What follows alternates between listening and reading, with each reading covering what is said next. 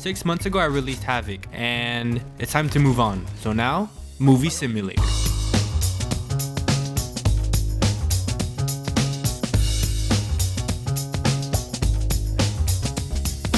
So, a little backstory. Since Havoc failed, me and a friend wanted to work on a game together, and we ended up playing this card shop simulator and was like, wait a minute, we could do something like this. Then that night, I was watching Drake and Josh and was like, let's do a movie theater. And now with that new idea, we started up our Unity project, which we called Gas Station Simulator for no reason, because it's really not a gas station simulator, so why did we call it that? We have no idea. Either way, we had to start on movement, and one thing we notice in most simulator games is that the movement is always trash. So we decided to use Quake movement. Before I continue with this video, I want to just let you guys know that you can now wishlist our game on Steam, and that helps us a lot. I'll also leave a couple keys in the video like this one, so make sure to claim a free copy when you find them. They're going to be hidden, so be careful. Now with the basic controls, I decided to add some feel to it. So here's this springy system thingy-majiggy that I made that adds a cool spring effect when jumping and landing. Now it's time to add interacting with objects.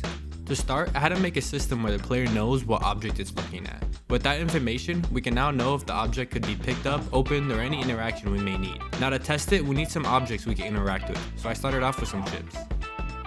Another object I need to get working is shelves. In our game, we plan to let players buy shelves and furniture and stock to sell and make some money. So here's my beautiful shelf that I modeled. With each shelf, I made it so you can store items on it, which is dynamically placed based on the item size. So that saves us a lot of time later in the game.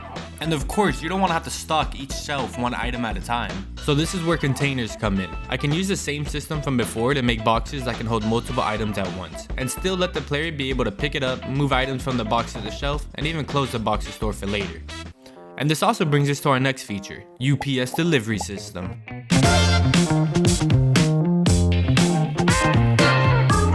First things first, we need a computer. The computer is going to be one of the main features of the game. That's where the player can manage their theater, so they're able to order inventory, hire employees, pay bills, and anything else we could think of. Now that we have that working, I'm able to work on the delivery system. Now anytime we order any type of inventory, shipment, furniture, the delivery system is basically what's going to handle that. So you're going to have a truck that comes to your front of the theater and drops off your boxes. Of course, the stock isn't going to sell on its own, so it's time to introduce customers.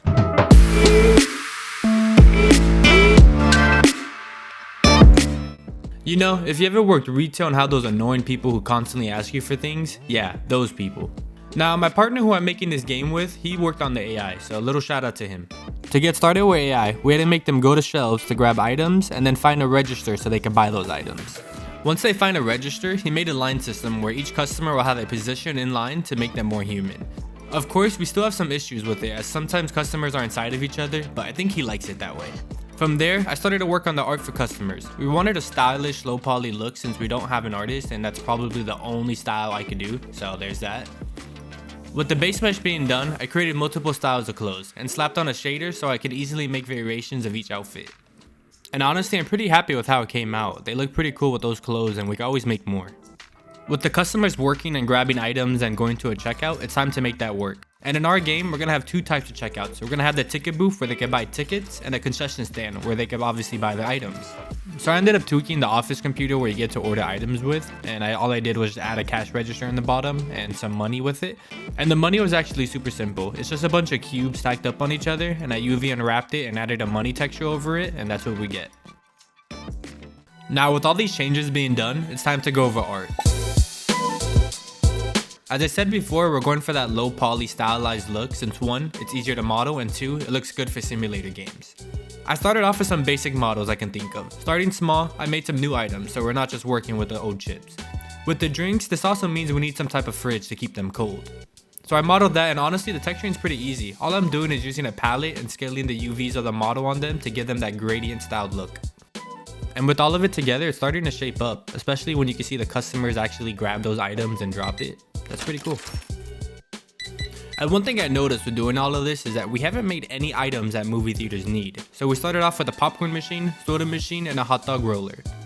Getting them to work in the game was pretty easy with our systems. The popcorn machine, you can open the door by clicking in it, or make more popcorn by clicking on the pot, and if you have a bucket in your hand, you can fill it up with the popcorn.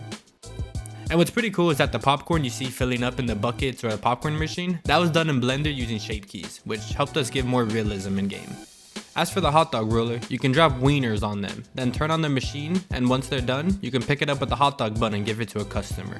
The soda machine is very similar. You grab a cup, place it on the machine, and watch it fill up. I plan to go in and polish it more by adding liquid that falls to make it look like it's filling up, but for now it's a placeholder. And with everything together, customers can ask for those items if you have them in stock. I know this could get overwhelming as a player, but we plan to add employees that can help manage these tasks. It turns out you could use Google as inspiration. I searched up small movie theaters and it just so happens there's a lot of images I can reference off of. So I use those images to make our own movie theater, which I think fits well.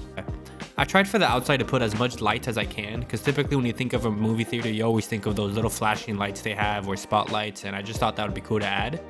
And for the inside, it's obviously a work in progress, so there's still a lot I have to do, but we do think that it will be plain for the majority of it because we want the players to be able to customize it, add stuff on their own by purchasing it. Either way, the building by itself looks plain, so I made some buildings just around it, along with some props like this tree and roads to give more details. I still need to make building variations, so I'll get to that soon.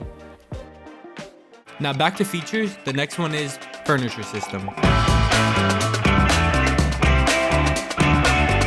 This system ties into the delivery system, so you order furniture on the computer, and once it gets here, you're supposed to be able to drop it anywhere in your theater to make it yours. So right now, you can order a table, fridge, trash can, and any of the machines needed to make food.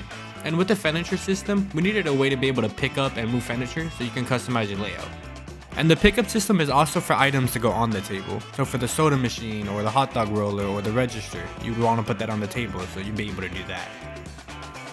Now that you can order stock and buy furniture, it's time for us to cover the item prices. So each item in the game has a random cost and a market price that gets put on it. So cost is the amount of money it takes to make the item, and market price is the average cost of what other competitors are selling it for. So as the owner of the theater, you're able to monitor the prices and set your own price to sell items for. Of course, if it's too high, you might lead customers to not buy anything and leave bad reviews, but once we get to that. Now the last section of this video is about employees. As you grow your theater, it's going to get chaotic. You won't be able to manage all the tasks by yourself, so this is where hiring employees come in. Employees are still a major work in progress, but as of right now, you can have them manage each register, which helps a lot when testing. To hire employees, we will have an app soon that lets you pick which employee you'd like to hire and how much they would cost. It'll get to a point as you upgrade where you will need multiple employees to stock shelves, clean the theaters, and much more once we get to those. To control the employee, all you have to do is click on them, and a UI will come up and they'll say their name and any other details we could think of. From there, you can drag towards assigned worker, then all you have to do is click on the station you'd like them to take over. On the app, it'll be a lot more intuitive, and we'll have an option for you to set rows there, so you can manage them all through the computer. Now, I don't know if it's just me, but I think it's really cool to be able to see the employee make popcorn, grab drinks, and check out the customer. And also, I never went over how the customers walk with their drinks and food. It's pretty funny. If any of you would like for an employee to be named after you, then make sure to comment